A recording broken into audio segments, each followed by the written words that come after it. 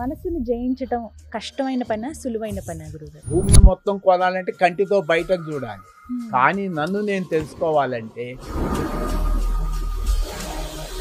కళల్లో గురువుగారు ఎవరో పెద్ద వ్యక్తుల్ని మనం కలిసినట్టు, మనం చాలా గొప్ప జీవితాన్ని అనుభవించినట్టు, లేకపోతే ఏదో మనకి ప్రమాదం అది జరుగుతున్నట్టు. అల్పము. ఆ, ఇప్పుడు ఎదురుగా 1,00,00,000 మంది కృష్ణులు, రాముళ్ళు, బుద్ధుళ్ళు వేసున్న ఎదుటి వ్యక్తిలో లేకపోతే ఎదుటి వస్తువులో కూడా అలా మన పరమాత్మను చూడొచ్చు అంటారా వస్తువులో చూడటం, వస్తువు కూడా పరమాత్మ. గురుగారు? మీరనే ఆ నేను, నాలో ఉన్న నేను ఒకటేనా? ఒకటే. ఇప్పుడు నేను అనండి, నేను నేను పూర్వజన్మ కర్మలతోనే వస్తామా అండి అసలు భూమి అవన్నీ మీదకి? చెత్త. ఎటువంటి దీక్ష లేకుండా, మెడిటేషన్లు లేకుండా ఇది సాధ్యమవుతుంది. ప్యూరిటీ.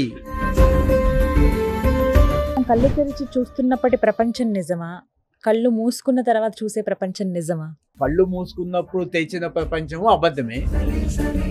ఒక మాట అడుగుతాను గురుగారు, మీరు నిద్రించి కొన్నేళ్ళు అయిందట కదా, అవును. నిజమా? వాడెవడు నిద్రపోయి లోపల ఉన్నాడు, వాడు నిద్రపోలేదు. ఒక అత్యద్భుతమైన జీవితాన్ని గడిపారు మీరు, కానీ ఆ స్థితి నుంచి ఇలా 3 రావడం అనేది- రాష్ట్రాల్లో తమిళనాడు, ఆంధ్ర, ఇప్పుడు తెలంగాణ, 3 రాష్ట్రాల్లో I'm richest man in the world. మీకు అనిపించలేదా గురువుగారు ఎప్పుడు ఇంత ఆస్తిని వీటన్నిటిని వదిలేస్తున్నానే ఈ అంటే భౌతిక ప్రపంచాన్ని అని? పైసలు ఇస్తే 500 రూపాయలు నోట్ ఇస్తానంటే ఎవరైనా బాధపడతారా?